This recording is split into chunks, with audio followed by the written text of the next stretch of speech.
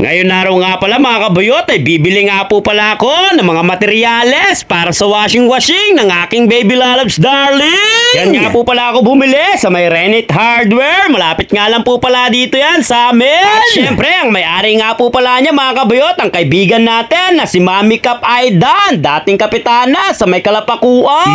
At nandyan na nga po pala yung gamit mga kabuyot. Shoutout nga po pala kay Kuya Driver, napakabait. At syempre mga kabuyot, ang gagawa nga po pala neto ang aking kuya na masipag at napakalupit. So paano ba yan mga kabuyot? Tara, samahan nyo ako sa vlog na to. Let's go!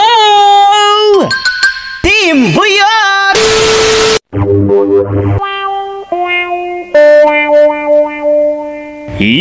Isang mapagpalang araw! Ngayong araw nga po pala mga kabuyot ay bibili nga po pala tayo ng mga materyales para sa gagamitin sa washing ng aking baby lalabs darling. At syempre mga kabuyot, dito nga po pala tayo bumili sa may Renit Hardware. Dito nga po talaga ako bumibili mga kabuyot sa tuwing may gagawin ako dito sa aming bahay, dahil dito ay napakamura at quality pa. At syempre mga kabuyot, sobrang bait nga rin po pala nung may-ari netong Renit Hardware. Ang may-ari nga po pala neto ay si Mami Kapitana Aidalina Bundang. Pagtapos nga po pala natin mag-order mga kabuyot, at ayan, binayaran ko na nga pala yung atraso ko dyan. Bali 900 plus nga lang po pala yung ginastos natin dyan, dahil yung binili ko nga lang po pala ay mga tubo-tubo para sa may washing machine ng aking baby lalabs darling. At syempre mga kabuyot, shoutout nga po pala dito sa mga kahera ng Renit Hardware. At napakabait nga po pala nila. At syempre, shoutout nga rin po pala kay Kuya Tisoy, na siya nga po pala yung laging kumukuha ng mga gamit dyan. Ayan nga po pala si Kuya Tisoy mga kabuyot, napakabait po niyan at napakasipag. At syempre, yung nababa na nga po pala ni Kuya Tisoy yung mga gamit, ay nagtawag na nga rin po pala ako dyan ng tricycle, dahil hindi nga po pala yung kasya sa akin Lamborghini.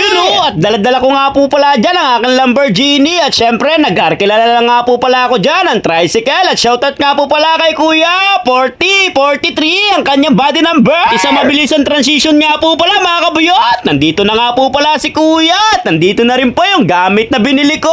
At syempre, bababa ko na nga rin po yan. Itong automatic washing machine nga po pala mga kabuyot, ay kailangan nga po pala neto ay maganda yung daloy ng tubig. Kaya nga po pala ako bumili ng mga tubo-tubo. At ayan mga kabuyot, kung nakikita nyo po yung may hose dyan, dyan nga po pala isasalpak yung mga tubong ibinili ko. Tignan nyo nga po pala mga kabuyot, kasama nga po pala dyan ang aking brother, yung kanyang anak na mag-ayos. Grabe, kitang-kita mo palang batang-bata pa mga kabuyot ay may talento na. At dyan nga po pala papadaanin ng aking brother yung mga tubo. Dito nga po pala yan sa may hagdanan namin. At ayan, sinusukat-sukat niya na nga po pala mga kabuyot. At unti-unti na nga rin po pala na ilalagay dyan ang aking brother. Napakalupit talaga na itong aking brother mga kabuyot. Kaya sa mga gusto magpagawa ng mga bahay-bahay nyo dyan, kontakin nyo lang po pala ang aking brother. At ayan mga kabuyot, malapit niya na nga po pala yan matapos. At nilagyan niya nga rin po pala dyan na sariring gripo para malakas talaga yung daloy ng tubig at hindi magloloko yung washing machine. Sabi nga po pala sa akin ng mga staff sa may ADESA mga kabuyot, kailangan daw po pala yung mga ganitong washing ay malakas yung daloy ng tubig.